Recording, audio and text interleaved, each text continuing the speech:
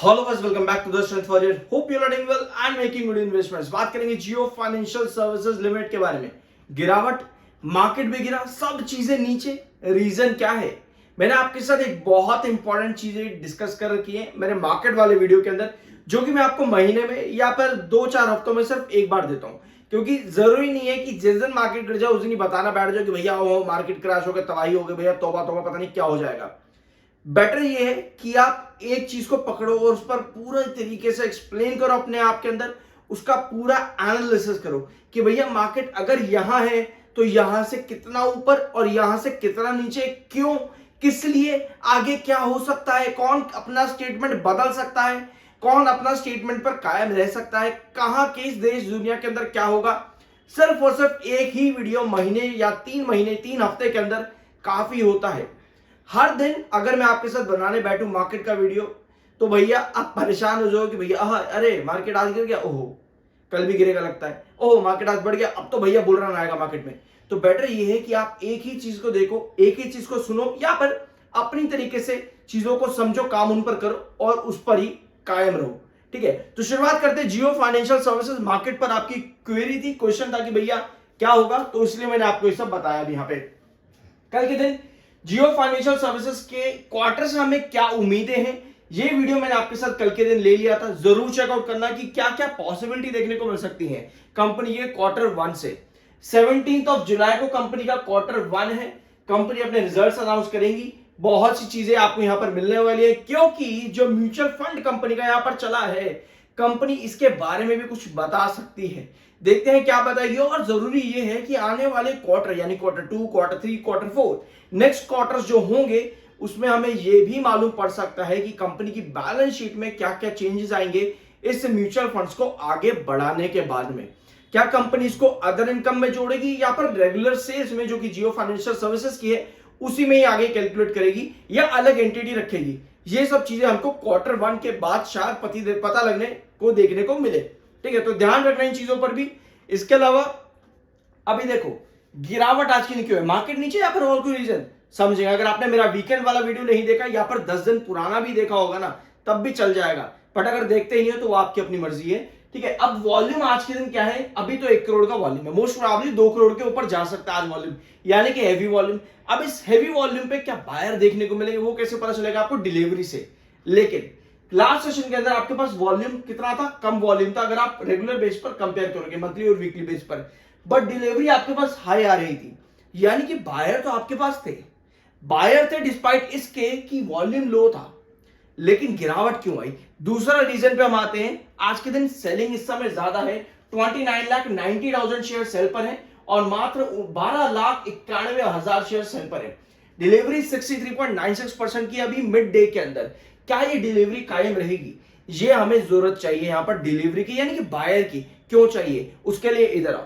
ये है आपके टेक्निकल्स, 83.7 का आपका एमएफआई जो कि बेरिश है, ओवरबूट, पुल बैक, 66.6 का आपका आरएसआई जो कि न्यूट्रल है। अब bearish plus neutral technicals, 60s का टेक्निकल आपको यूजुअली बताता है एक कंसोलिडेशन, यहां पर धीरे धीरे करेक्शन, कंसोलिडेशन यहां पर करेक्शन।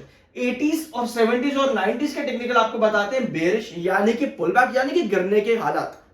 अब ये दोनों को जब आप कैलकुलेट करोगे तब आपको एक चीज चाहिए होती है, या तो भैया बुल मार्केट या फिर कंपनी में कोई पॉजिटिव न्यूज। अभी दोनों में से कुछ भी नहीं है आपके पास है यहाँ पे। ठीक है, दोनों में से कुछ भी आपके पास नहीं है, तो ऐसे में स्टॉक क्या करेगा, करेक्शन की तरफ जाएगा। अब इधर आओ, ये है स्टॉक का चार्ट पैटर्न। ठीक है, क्या ये हम, यस एक सेकेंड, हमेशा शायद से आप, यस ये है आपका डेली टाइम फ्रेम पर। ठीक है, डेली टाइम फ्रेम पर ये आपका चार्ट है, आपको सेलिंग नजर आ रही है, ऊपर की टेल यहां पर देखो प्रॉपर सेल को दिख रही है यहां पे। ठीक है, हमने क्या डिस्कस करा था लास्ट वीडियोस के अंदर कि 328 से 332 आपका ये स्ट्रॉन्ग रेजिस्टेंस है, शेयर को इस रेजिस्टेंस के बीच पे ही सस्टेन करना जरूरी है। लेकिन अगर नहीं कर पाता है, 328 से शेयर अगर दूर जाता है नीचे की तरफ, तो आपका येलो क्रॉसओवर बॉलिंजर बैंड का 314 पे आज शिफ्ट हो चुका है। पहले ये 312 पे था, अब ये 314 पे शिफ्ट हो गया है, जो कि येलो क्रॉसओवर बॉलिंजर बैंड का आपको बताता है एक support technical point of view पर। यानी कि आपका जो टेक्निकल पॉइंट ऑफ व्यू पर सपोर्ट है वो 328 से 332 का रेजिस्टेंस से काफी नीचे है। जिसकी वजह से अगर गिरावट यहां पे आती है तो येलो क्रॉसओवर को टच करने के हालात पे आएगी। तो ऐसे में 312 का जो आपका कल येलो क्रॉसओवर यानी कि लास्ट सेशन में दिख रहा था, वो आज शिफ्ट होकर 314 पे आ गया है। तो क्या अब हमें ये लेवल देखने को मिलेगा? गिरावट के पीछे का रीजन है सेलर। ऑफ कोर्स ये होता ही है। अब आप कहोगे भैया प्रॉफिट बुकिंग होगी, गिरावट हो गई तो प्रॉफिट बुकिंग हो गई, लेकिन ये कह देना आसान है, स्किप कर जाना सारी सिचुएशन से कि भैया प्रॉफिट बुकिंग होगी, हमें पता नहीं भैया गिर गया, प्रॉफिट बुकिंग है, लोग अपना प्रॉफिट बुक कर रहे हैं, गिर गया। लेकिन समझदारी क्या कहती है कि भैया यहां पे आपके टेक्निकल 90s पर थे, शेयर 328 पर करेक्ट होता है, सस्टेन करने की कोशिश करता है लेकिन हो नहीं पाता। क्यों? क्योंकि आपके टेक्निकल्स बेयरिश है, ओवरबोट है। ठीक है, ये चीज आपको पता होनी चाहिए। आपको रेजिस्टेंस जोन पता होने चाहिए। यहां पे हमने डिस्कस किया था कि 328 से अगर दूर जाता है तो आपका जो लेवल येलो क्रॉसओवर 312 का जो कि आप 314 पे शिफ्ट हुआ, ध्यान से सुनना, आपका जो सपोर्टिव जोन आता है वो 305 से 310 पे आता है, जो कि पुराना रेजिस्टेंस है। अब अगर आप पिछले 3 महीनों से गलती से चार्ट पर आए हो तो आपको पता है 282, 269 या फिर 292, ये 3 लेवल आपके बहुत इंपॉर्टेंट रहे हैं पिछले 3 महीनों में, क्योंकि पिछले 3 महीनों में स्टॉक ने इन्हीं 3 लेवल से ब्रेकआउट्स दिए हैं। किस तरह से, उसका एक लाइव एग्जांपल आपके सामने यहां पे है। ये है 292 रुपीस का रेजिस्टेंस। शेयर ने यहां पे क्या किया था? रेजिस्ट किया। ठीक है, 292 पे रेजिस्ट किया, नीचे की तरफ आया, करेक्ट होकर के वापस ऊपर ब्रेकआउट दिया। ठीक है, फिर नेक्स्ट रेजिस्टेंस आपके 305 से 310 पे है, हमने ये भी डिस्कस करे थे, पता ही होगा आप लोगों को। ठीक है, फिर वापस नीचे आया, 292 को सपोर्ट बनाया, यानी कि रेजिस्टेंस को सपोर्ट। और एक बार फिर से हम यही चीज यहां पर कैलकुलेट कर रहे हैं कि 305 से 310 आपका पुराना रेजिस्टेंस इस बार सपोर्ट का काम कर सकता है। लेकिन ये पॉसिबिलिटी कब तक है? ये पॉसिबिलिटी तब तक है जब तक शेयर आपके येलो क्रॉसओवर से एक सेशन और टूट ना जाए।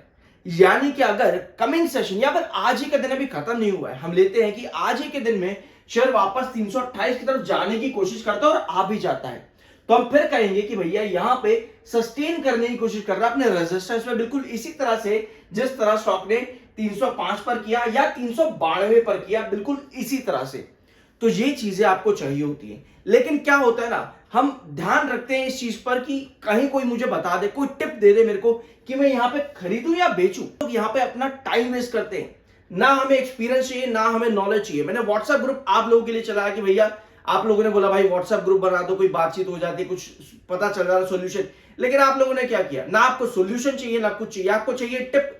भैया खरीदूं या बेच दूं ये वाला? भाई मैं तुम्हें सिखाने के लिए वहां पर लाइव सेशन फ्री में भी चला रहा हूं, आप लोगों को ज्वाइन ही नहीं करना क्योंकि आपको सीखना नहीं, आप सोचते हो टाइम वेस्ट हो जाएगा।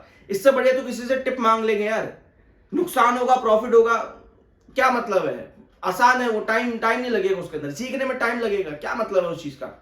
तो मैंने वो ग्रुप ही बंद कर दिया, मैंने वहां पे मैसेजेस ही बंद कर दिए, क्योंकि सीखने का किसी को मतलब ही नहीं है।